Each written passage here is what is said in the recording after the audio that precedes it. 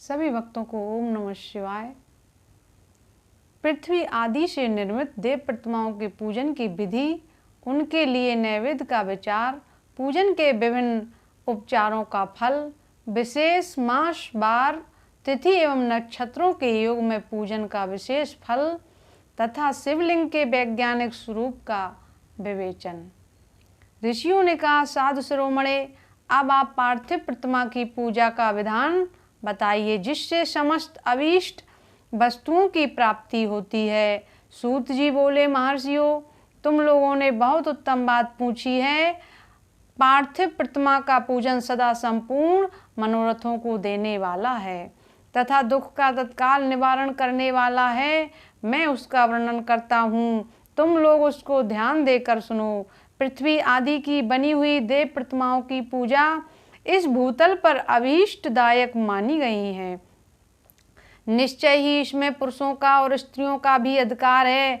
नदी, पोखरे अथवा कुएं में प्रवेश करके पानी के भीतर से मिट्टी ले आएं, फिर गंध चूर्ण के द्वारा उसका संशोधन करें और शुद्ध मंडप में रखकर उसे महीन पीसें और सानें। इसके बाद हाथ से प्रतिमा बनाएं और दूध से उसका सुंदर संस्कार करें। उस प्रतिमा में अंग प्रत्यक्ष अच्छी तरह प्रकट हुए हों तथा वह सब प्रकार के अस्त्र शस्त्रों से संपन्न बनाई गई हो। तदंतर उसे पद आसन पर स्थापित करके आदर पूर्वक उसका पूजन करें। गणेश, सूर्य, विष्णु, दुर्गा और शिव की प्रतिमा का, शिव का एवं शिवलिंग का द्विज को सदा पूजन करना चाहिए। पूर्णोपचार पूजन जनित फल की सिद्धि के लिए 16 उपचारों द्वारा पूजन करना चाहिए। पुष्प से लेकर प्रोक्षण और मंत्र पाठ पूर्वक अभिषेक करें। अग्नि के चावल से नैवेद्य तैयार करें। सारा नैवेद्य एक कुड़व लगभग पाव भर होना चाहिए। घर में पार्थिव पूजन के लिए एक कुड़व और बाहर किसी मनुष्य द्वारा स्थापित शिवलिंग के पूजन के लिए एक पृष्ठ शेर भर नैवेद्य तैयार करना आवश्यक है। ऐसा जानना चाहिए, देवताओं द्वारा स्थापित शिवलिंग के लिए 3 शेर नैवेद्य अर्पित करना उचित है और स्वयं प्रकट हुए स्वयंभू शिवलिंग के लिए 5 शेर। ऐसा करने पर पूर्ण फल की प्राप्ति समझनी चाहिए। इस प्रकार सहस्त्र बार पूजा करने से द्विज सत्यलोक को प्राप्त कर लेता है। 12 अंगुल चौड़ा, इससे दूना और 1 अंगुल अधिक अर्थात 25 अंगुल तथा लंबा 15 अंगुल चौड़ा जो लोहे या लकड़ी बना हुआ पात्र होता है उसे विद्वान पुरुष शिव कहते हैं। उसका 8वां भाग प्रस्थ कहलाता है जो 4 कुड़व बराबर माना गया है। मनुष्य द्वारा स्थापित शिवलिंग के लिए 10 प्रस्थ, ऋषियों द्वारा स्थापित शिवलिंग के लिए 100 प्रस्थ और स्वयंभू शिवलिंग के लिए 1 सहस्त्र प्रस्थ नैवेद्य निवेदन किया जाए तथा जल, तेल आदि एवं गंध द्रव्यों की भी यथायोग मात्रा रखी जाए तो यह उन शिवलिंगों की महापूजा बताई जाती है। देवता का अभिषेक करने से आत्मशुद्धि होती है, गंध से पुण्य की प्राप्ति होती है, नैवेद्य लगाने से आयु बढ़ती और तृप्ति होती है, धूप निवेदन करने से धन की प्राप्ति होती है, दीप दिखाने से ज्ञान का उदय होता है और तांबूल समर्पण करने से भोग की उपलब्धि होती है। इसलिए स्नान आदि 6 उपचारों को यत्न पूर्वक अर्पित करें। नमस्कार और जप ये दोनों संपूर्ण अभीष्ट फल को देने वाले हैं। इसलिए भोग और मोक्ष की इच्छा रखने वाले लोगों को पूजा के अंत में सदा ही जप और नमस्कार करना चाहिए। मनुष्य को चाहिए कि वह सदा पहले मन से पूजा करके फिर उन उपचारों से करें। देवताओं की पूजा से उन देवताओं के लोकों की प्राप्ति होती है तथा उनके अवान्तर लोक में भी अथेष्ट भोग की वस्तुएं उपलब्ध होती हैं। अब मैं देव पूजा से प्राप्त होने वाले विशेष फलों का वर्णन करता हूँ, जो तुम लोग श्रद्धा पूर्वक सुनो। विग्रहराज गणेश जी की पूजा से भूलोक में उत्तम अभीष्ट वस्तु की प्राप्त होती है। शुक्रवार को श्रावण और भाद्रपद मासों के शुक्ल पक्ष की चतुर्थी को और पूष मास के शतभिषा नक्षत्र के आने पर विधि पूर्वक गणेश जी की पूजा करनी चाहिए। 100 या सहस्त्र दिनों में 100 या सहस्त्र बार पूजा करें। देवता और अग्नि में श्रद्धा रखते हुए किया जाने वाला उनका नित्य पूजन मनुष्यों को पुत्र एवं अभीष्ट वस्तु प्रदान करता है। वह समस्त पापों का शमन तथा भिन्न भिन्न दुष्कर्मों का विनाश करने वाला है। विभिन्न बारों में की हुई शिव आदि की पूजा को आत्मशुद्धि प्रदान करने वाली समझना चाहिए। बार या तिथि या दिन नक्षत्र और योगों का आधार है, समस्त कामनाओं को देने वाला है, उसमें वृद्धि और क्षय नहीं होता, इसलिए उसे पूर्ण ब्रह्म स्वरूप मानना चाहिए। सूर्योदय काल से लेकर सूर्योदय काल आने तक एक बार की स्थिति मानी गई है, जो ब्राह्मण आदि सभी वर्णों के कर्मों का आधार है। विहित तिथि के पूर्व भाग में की हुई देव पूजा मनुष्यों को पूर्ण भोग प्रदान करने वाली होती है। यदि मध्याह्न के बाद तिथि का आरंभ हो तो रात्रि युक्त तिथि का पूर्व भाग पितरों के श्राद्ध आदि कर्म के लिए उत्तम बताया जाता है। ऐसी तिथि का प्रभाग ही दिन से युक्त होता है, अतः वही देव कर्म के लिए प्रशस्त माना गया है। यदि मध्याह्न काल तक तिथि रहे तो उदय व्यापनी तिथि को ही देव कार्य में ग्रहण करना चाहिए। इसी तरह शुभ तिथि एवं नक्षत्र आदि ही देव कार्य में ग्रह होते हैं। बार आदि का भी भली भांति विचार करके पूजा और जप आदि करने चाहिए। वेदों में पूजा शब्द के अर्थ की इस प्रकार योजना की गई है। पूज्याते अने इति पूजा, यह पूजा शब्द की व्युत्पत्ति है। पू का अर्थ है भोग और फल की सिद्धि, वह जिस कर्म से संपन्न होती है उसका नाम पूजा है। मनवांछित वस्तु तथा ज्ञान ये ही अभीष्ट वस्तुएं हैं। सकाम भाव वाले को अभीष्ट भोग अपेक्षित होता है और निष्काम भाव वाले को अर्थ पारमार्थिक ज्ञान है। ये दोनों ही पूजा शब्द के अर्थ हैं। इनकी योजना करने से ही पूजा शब्द की सार्थकता है। इस प्रकार लोक और वेद में पूजा शब्द का अर्थ विख्यात है। नित्य और नियमित कर्म कालांतर में फल देते हैं, किंतु काम कर्म का यदि भली भांति अनुष्ठान हो तो वह तत्काल फलद होता है। प्रतिदिन एक पक्ष, एक मास और एक वर्ष तक लगातार पूजन करने से उन कर्मों के फल की प्राप्ति होती है और उनसे वैसे ही पापों का क्रमशः क्षय होता है। प्रत्येक मास के कृष्ण पक्ष की चतुर्दशी को की हुई महागणपति की पूजा एक पक्ष के पापों का नाश करने वाली होती है और एक पक्ष तक उत्तम भोग की रूपी फल देने वाली होती है। चैत मास में चतुर्थी को की हुई पूजा एक मास तक किए गए पूजन का फल देने वाली होती है और जब सूर्य सिंह राशि पर स्थित हों उस समय भाद्रपद मास की चतुर्थी को की हुई गणेश जी की पूजा एक वर्ष तक मनवांछित भोग प्रदान करती है। ऐसा जानना चाहिए, श्रावण मास के रविवार को हस्त नक्षत्र से युक्त सप्तमी तिथि को तथा माघ शुक्ला सप्तमी को भगवान सूर्य का पूजन करना चाहिए। ज्येष्ठ तथा भाद्रपद मास के बुधवार को श्रावण नक्षत्र से युक्त द्वादशी तिथि को तथा केवल द्वादशी को भी किया गया भगवान विष्णु का पूजन अभीष्ट संपत्ति को देने वाला माना गया है। श्रावण मास में की जाने वाली श्री हरि की पूजा अभीष्ट मनोरथ और आरोग्य प्रदान करने वाली होती है। अंगों एवं उपकरणों सहित पूर्वोक्त गो आदि 12 वस्तुओं का दान करने से जिस फल की प्राप्ति होती है उसी को द्वादशी तिथि में आराधना द्वारा श्री विष्णु की तृप्ति करके मनुष्य प्राप्त कर लेता है। जो द्वादशी तिथि को भगवान विष्णु के 12 नामों द्वारा 12 ब्राह्मणों का पूर्णोपचार पूजन करता है वह उनकी प्रसन्नता प्राप्त कर लेता है। इसी प्रकार संपूर्ण देवताओं के विभिन्न 12 नामों द्वारा किया हुआ 12 ब्राह्मणों का पूजन उन देवताओं को प्रसन्न करने वाला होता है। कर्क की संक्रांति से युक्त श्रावण मास में नवमी तिथि को मृगशिरा नक्षत्र के योग में अंबिका का पूजन करें। वे संपूर्ण मनवांछित भोगों और फलों को देने वाली हैं।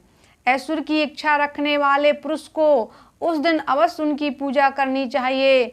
अश्विन मास के शुक्ल पक्ष की नवमी तिथि संपूर्ण अभीष्ट फलों को देने वाली है। उसी मास कृष्ण पक्ष की चतुर्दशी को यदि रविवार पड़ा हो तो उस दिन का महत्व विशेष बढ़ जाता है। उसके साथ ही यदि आर्द्रा और महाआर्द्रा सूर्य संक्रांति से युक्त आर्द्रा का योग हो तो उक्त अवसरों पर की हुई शिव का पूजा का विशेष महत्व माना गया है।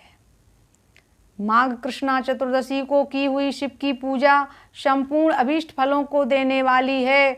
वह मनुष्यों की आयु बढ़ाती है, मृत्यु कष्ट को दूर हटाती है और समस्त सिद्धियों की प्राप्ति कराती है। ज्येष्ठ मास में चतुर्दशी को यदि महाआर्द्रा का योग हो अथवा मार्गशीर्ष मास में किसी भी तिथि को यदि आर्द्रा नक्षत्र हो तो उस अवसर पर विभिन्न वस्तुओं की बनी हुई मूर्ति के रूप में शिव की जो 16 उपचारों से पूजा करता है उस पुण्यात्मा के चरणों का दर्शन करना चाहिए। भगवान शिव की पूजा मनुष्यों को भोग और मोक्ष दोनों देने वाली है, ऐसा जानना चाहिए। कार्तिक मास में प्रत्येक बार और तिथि आदि में महादेव जी की पूजा का विशेष महत्व है। कार्तिक मास आने पर विद्वान पुरुष दान, तप, होम, जप और नियम आदि के द्वारा समस्त देवताओं का पूर्णोपचारों से पूजन करें। उस पूजन में देव प्रतिमा, ब्राह्मण तथा मंत्रों का उपयोग आवश्यक है। ब्राह्मणों को भोजन कराने से भी वह पूजन कर्म संपन्न होता है। पूजक को चाहिए कि वह कामनाओं को त्याग कर पीड़ा रहित शांत हो देव आराधन में तत्पर रहे। कार्तिक मास में देवताओं का यजन पूजन समस्त भोगों को देने वाला है, व्याधियों को हर लेने वाला तथा भूतों और ग्रहों का विनाश करने वाला है। कार्तिक मास के रविवार को भगवान सूर्य की पूजा करने और तेल तथा सूती वस्त्र देने से मनुष्यों के कोढ़ आदि रोगों का नाश होता है। हर्रे, काली मिर्च, वस्त्र और खीरा आदि का दान और ब्राह्मणों की प्रतिष्ठा करने से क्षय के रोग का नाश होता है। दीप और सरसों के दान से मृगी का रोग मिट जाता है। कृत्तिका नक्षत्र से युक्त सोमवार को किया हुआ शिव जी का पूजन मनुष्यों के महान दरिद्र को मिटाने वाला है और संपूर्ण संपत्तियों को देने वाला है। घर की आवश्यक सामग्रियों के साथ गृह और क्षेत्र आदि का दान करने से भी उक्त फल की प्राप्ति होती है। कृतकायुक्त मंगलवारों को श्री स्कंद का पूजन करने से तथा दीपक एवं घंटा आदि का दान देने से मनुष्यों को शीघ्र ही वाक सिद्धि प्राप्त हो जाती है। उनके मुँह से निकली हुई हर एक बात सत्य होती है। कृतकायुक्त बुधवारों को किया हुआ श्री विष्णु का यजन तथा दही भात का दान मनुष्यों को उत्तम संतान की प्राप्ति कराने वाला होता है। कृतकायुक्त गुरुवार को धन से ब्रह्मा जी का पूजन तथा मधु, सोना और घी का दान करने से मनुष्यों के भोग और वैभव की वृद्धि होती है। कृतकायुक्त शुक्रवार को गजानन गणेश जी की पूजा करने से तथा गंध पुष्प एवं अन्न का दान देने से मानवों के भोग पदार्थों की वृद्धि होती है। उस दिन सोना चांदी आदि का दान करने से बंध्या को भी उत्तम पुत्र की प्राप्ति होती है। कृतकायुक्त शनिवारों को दिग्पालों की वंदना, दिग्गजों, नागों और सेतु पालों का पूजन, त्रिनेत्रधारी रुद्रपापहारी विष्णु तथा ज्ञानदाता ब्रह्मा का आराधन और धनवंतरी एवं दोनों अश्विनी कुमारों का पूजन करने से रोग, दुर्मृत्यु एवं अकाल मृत्यु का निवारण होता है तथा तत्कालिक व्याधियों की शांति हो जाती है। नमक, लोहा, तेल और उड़द आदि का, त्रिकुंड, सौंठ, पीपल और गोल मिर्च, फल, गंध और जल आदि का तथा घृत आदि द्रव्य पदार्थों का और स्वर्ण, मोती आदि कठोर वस्तुओं का भी दान देने से स्वर्गलोक की प्राप्ति होती है। इनमें से नमक आदि का मान कम से कम 1 पृष्ठ शेर होना चाहिए और स्वर्ण आदि का मान कम से कम एक पल। धन की संक्रांति से युक्त पौष मास की उषा काल में शिव आदि समस्त देवताओं का पूजन क्रमशः समस्त सिद्धियों की प्राप्ति कराने वाला होता है। इस पूजन में अघनी के चावल से तैयार किए गए हविष्य का नैवेद्य उत्तम बताया जाता है। पौष मास में नाना प्रकार के अन्न का नैवेद्य विशेष महत्व रखता है। मार्गशीर्ष मास में केवल अन्न का दान करने वाले मनुष्यों को ही संपूर्ण अभीष्ट फलों की प्राप्ति हो जाती है। मार्गशीर्ष मास में अन्न का दान करने वाले मनुष्यों के सारे पाप नष्ट हो जाते हैं।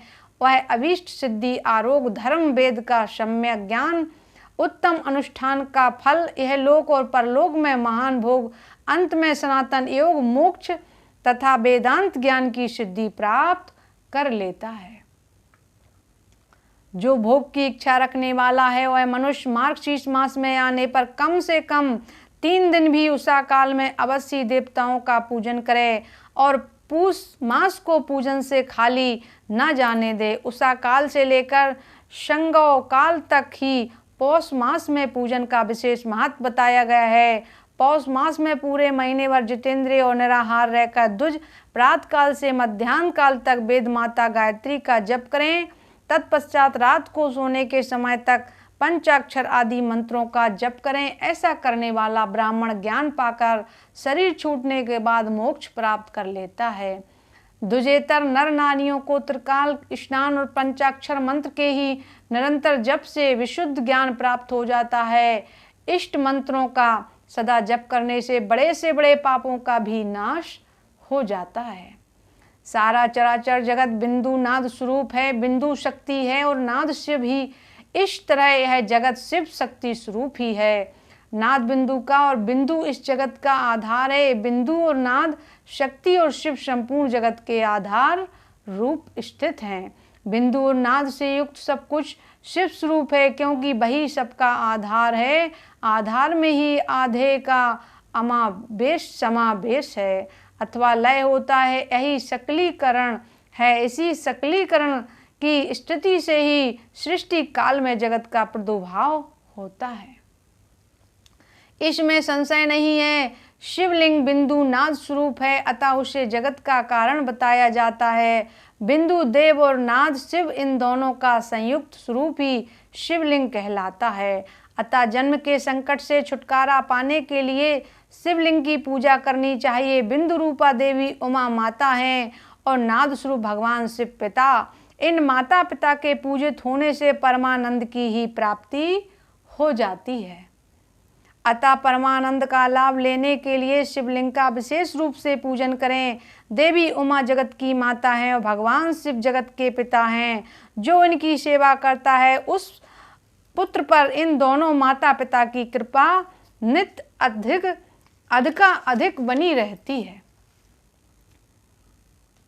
वह पूजक पर कृपा करके उसे अपना आंतरिक ऐश्वर्य प्रदान करते हैं। अतः मुनीश्वरों, आंतरिक आनंद की प्राप्ति के लिए शिवलिंग को माता पिता का स्वरूप मानकर उनकी पूजा करनी चाहिए। भर्ग शिव पुरुष रूप हैं और भर्गा शिवा अथवा शक्ति प्रकृति कहलाती हैं। अव्यक्त आंतरिक अधिनिष्ठ रूप गर्भ को पुरुष कहते हैं और सुव्यक्त आंतरिक अधिष्ठान भूत गर्भ को प्रकृति पुरुष आदि गर्भ है। वह प्रकृति रूप गर्भ से युक्त होने के कारण गर्भवान है, क्योंकि वही प्रकृति का जनक है। प्रकृति में जो पुरुष का संयोग होता है यही पुरुष से उसका प्रथम जन्म कहलाता है। अव्यक्त प्रकृति से महत तत्व आदि के क्रम से जो जगत का व्यक्त होना है यही उस प्रकृति का द्वितीय जन्म कहलाता है। जीव पुरुष से ही बारंबार जन्म मृत्यु को प्राप्त होता है। माया द्वारा अन्य रूप से प्रकट किया जाना ही उसका जन्म कहलाता है। जीव का शरीर जन्म काल से ही जीर्ण 6 भाव विकारों से युक्त होने लगता है, इसलिए उसे जीव संज्ञा दी गई है। जो जन्म लेता है वह विविध पाशों द्वारा तनाव बंधन में पड़ता है, उसका नाम जीव है। जन्म और बंधव जीव शब्द का अर्थ ही है। अतः जन्म मृत्यु रूपी बंधन की निवृत्ति के लिए जन्म के अधिष्ठानभूत मार्त पित्त स्वरूप शिवलिंग का पूजन करना चाहिए। गाय का दूध, गाय का दही और गाय का घी, इन तीनों को पूजन के लिए शहद और शक्कर के साथ पृथक पृथक भी रखें और इन सबको मिलाकर सम्मिलित रूप से पंचामृत भी तैयार कर लें। इनके द्वारा शिवलिंग का अभिषेक एवं स्नान कराएं। फिर गाय के दूध और अन्न के मिला नैवेद्य तैयार करें के प्रणव मंत्र के उच्चारण पूर्वक उसे भगवान शिव को अर्पित करें। संपूर्ण प्रणव को शिव को समर्पित कर संपूर्ण शिव को ध्वनि लिंग कहते हैं। स्वयंभू लिंग नाद स्वरूप होने के कारण शिवलिंग नादलिंग कहा गया है। यत्न या अर्धा बिंदु रूप होने के कारण बिंदु लिंग के रूप में विख्यात है, उसमें अचल रूप से प्रतिष्ठित है। जो शिवलिंग है वह मकार स्वरूप है, इसलिए मकार लिंग कहलाता है। सवारी निकालने के लिए आदि के लिए जो चर लिंग होता है वह उकार स्वरूप होने से उकार लिंग कहा गया है। तथा पूजा की दीक्षा देने वाले जो गुरु या आचार्य हैं उनका विग्रह आकार का प्रतीक होने से आकार लिंग माना गया है। इस प्रकार अकार उकार मकार बिंदु नाद और ध्वनि के रूप में शिवलिंग के 6 भेद हैं। इन 6 शिवलिंगों की नित्य पूजा करने से साधक जीवन मुक्त हो जाता है, इसमें संशय नहीं है। बोलिए भक्तवत्सल भगवान की जय। सभी भक्तों को ओम नमः शिवाय।